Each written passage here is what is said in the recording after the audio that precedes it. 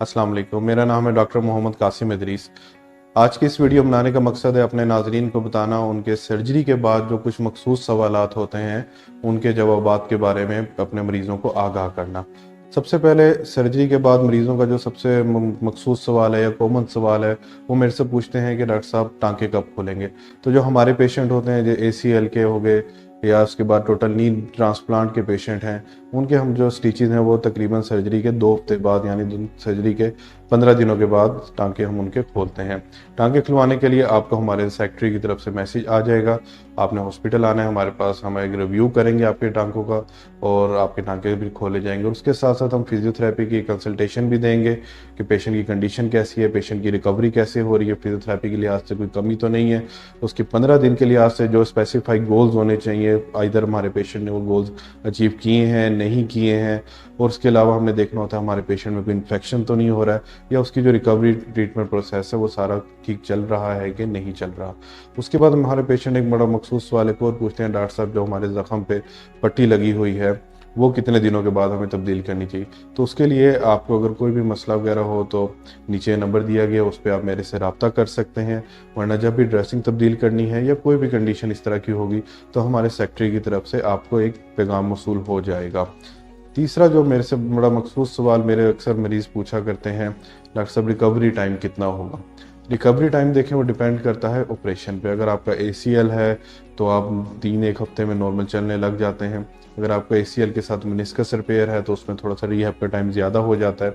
अगर उसमें TKR भी आपका होया हुआ है, टोटल नी रिप्लेसमेंट के पेशेंट है, तब तो 3 to 4 वीक्स आपको स्टैंड के साथ चलना पड़ता है। फिर उसके बाद अपनी नॉर्मल लाइफ की तरफ आना शुरू हो जाते हैं। बट इस सारे प्रोसेस में जो सबसे ज़्यादा ज़रूरी चीज़ है ऑपरेशन के बाद वो है फिजियोथेरेपी। अगर आप फिजिकल थेरेपी नहीं करवाएंगे तो मेरी नज़र में आपको इस ऑपरेशन करवाने का भी कोई फ़ायदा नहीं है।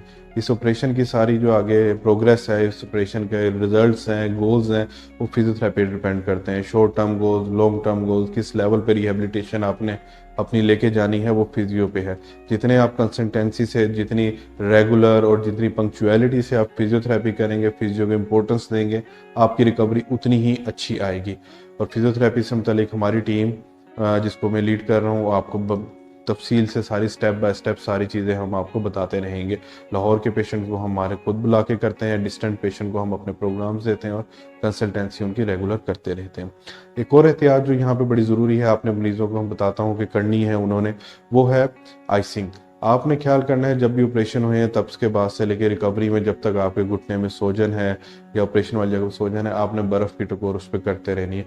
कोल्ड पैक्स ले लीजिएगा, बड़े चीपली अवेलेबल है मार्केट से, और आपने 20 to 25 मिनट्स के लिए अपने सर्जिकल एरिया पे कोल्ड पैक करते रहना, टकोर उसकी ठंडी टकोर करते रहनी। इसका फ़ायदा क्या होगा, इससे आपकी सोजन कम होगी, इससे आपकी जो दर्द है उसमें कमी आएगी और आपको सुकून मिलेगा। इससे आपकी रिकवरी बड़ी अच्छी और बड़ी जल्दी होना शुरू हो जाती है। आपने कोल्ड पैक करते हुए ध्यान रखना है कि आपने अपने ज़ख्म को गीला नहीं कर लेना। कोल्ड पैक आपने मार्केट से कोल्ड पैक लेके वो अप्लाई करने, बर्फ़ की टकोर नहीं करने लग जाना। बर्फ़ से क्या होगा, आपका ज़ख्म गीला होगा, ज़ख्म गीला होने से इन्फेक्शन के चांस बढ़ जाएंगे, टाँके ख़राब हो सकते हैं। आपने टाँकों की जगह की जो साइड की जगह है, सराउंडिंग की जितनी जगह भी है, उस पर आपने कोल्ड पैक अप्लाई करना है और उस पर आइस अप्लाई ना कीजिएगा, ज़ख्म गीला ना कीजिएगा। ज़ख्म गीला होने से आपकी पट्टी उतर जाएगी, पट्टी उतरने के बाद आपकी इन्फेक्शन के चांस बढ़ जाएंगे। उसके बाद आपने गीले होने के साथ साथ ही पेशेंट मेरे से बहुत कम पूछते हैं नहाने के मुतालिक, सफाई का ख्याल किस तरह रखें। तो आपने कोशिश करनी है कि अपने जो जिस जगह की आपकी सर्जरी हुई है, घुटने की हुई है, कंधे की हुई है, आपने ज़ख्म को गीला नहीं करना। आपने शावर लेना है तो आप उसको वाटरप्रूफ रैपिंग से रैप कीजिए, प्लास्टिक पॉलीथीन लगाइए वाटरप्रूफ या किसी भी तरीके से, पर उस पर पानी नहीं जाना चाहिए। ज़ख्म आपका गीला बिल्कुल नहीं होना चाहिए। आप शावर ले सकते हैं, अपने घुटने को वो रैपिंग शीट्स मिलती हैं उनके साथ रैप कर लीजिए अपने ज़ख्म को, सो दैट आप शावर ले लें, आपका ज़ख्म गीला ना हो। अगर कोई खुदा न खास्ता इस तरह की कंडीशन बन जाती है या आपकी पट्टी ख़राब हो जाती है, या जिस तरह हमारा पाकिस्तान का वेदर है, स्वेटिंग ज़्यादा होने से आपकी पट्टी ख़राब हो रही है, गीली होना शुरू हो रही है, तो आप फ़ौरन मेरे से रब्ता कर सकते हैं ताकि मैं आपकी बेहतरीन इसमें मामले में रहनुमाई कर सकूँ। ये कुछ जर्नल सी मालूमात थी, जर्नल सी हदायत थी जो मैंने मुनासिब समझा अपने मरीज़ों तक पहुँचानी जानी चाहिए। अगर आप इसके अलावा भी कुछ मज़ीद पूछना चाहते हैं, कोई भी मालूमात है या कोई भी ऐसी बेसिक इन्फॉर्मेशन है जो मैं आपको नहीं बता सका हूँ इस वीडियो में, तो आप नीचे दिए गए लिंक पर रब्ता करके मेरे से रब्ता कर सकते हैं। आपके पास मेरा कॉन्टैक्ट नंबर है, आप उस पर मेरे से रब्ता कर सकते हैं। इस वीडियो के मुतालिक और इसके अलावा कोई और ऐसी मालूमात जो अगर मैं नहीं फराम कर सका, आप समझते हैं कि करनी चाहिए, तो नीचे आप कमेंट सेक्शन में कमेंट करके भी बता सकते हैं। शुक्रिया।